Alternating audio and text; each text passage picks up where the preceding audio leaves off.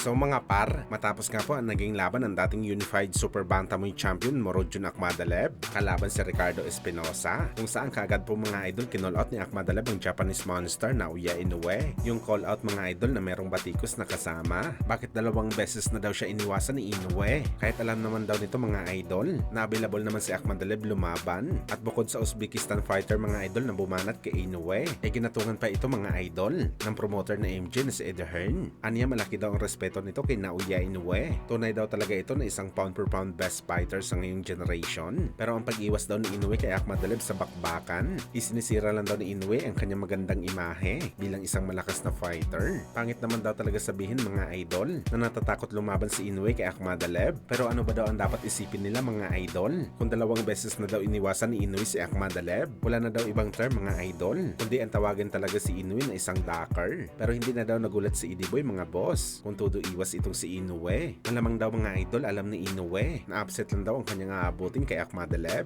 kaya umiiwas talaga ito sa bakbakan, kung saan ginagarantiya talaga ni Eddie Boy na walang boxer daw sa 122 pounds na pwede makatalo kay Inoue kundi si Akhmadaliev lamang. Wala na daw boxer na merong kakayahan na kaya tumapat sa level ng Hapones at makapagbigay sa kanya ng unang talo, maliban lamang ang kanyang alaga na si Akhmadaliev.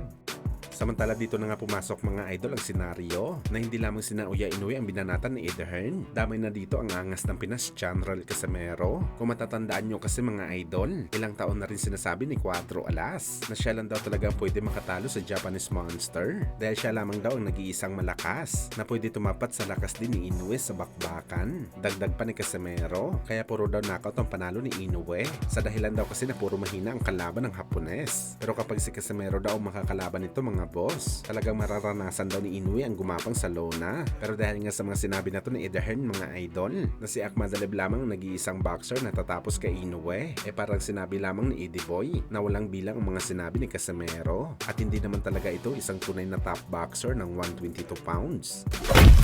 Sa kabilang banda naman mga idol, isang hindi magandang balita nga po para sa ating mga Pinoy boxing fans dahil ang bakbakan ni Ryan Garcia at Rokia Anpo na dapat gaganapin sa December 30 sa Tokyo, Japan, official na po mga idol na puspo ng laban, kung saan ayon sa doktor ni Ryan Garcia mga boss, dumadanas daw ng rest pain itong si Ryan Garcia sa kanyang ongoing na training sa laban nito kay Rokia Anpo. At ang advice ng doktor sa kanya mga idol, magpahinga daw si Ryan Garcia ng 2 weeks na walang training. Makakabalik naman daw na maaga si Ryan Garcia mga boss kung magkakaroon lang ito ng sapat na pahinga. Kaya abangan na lang natin ang update mga idol sa laban na to.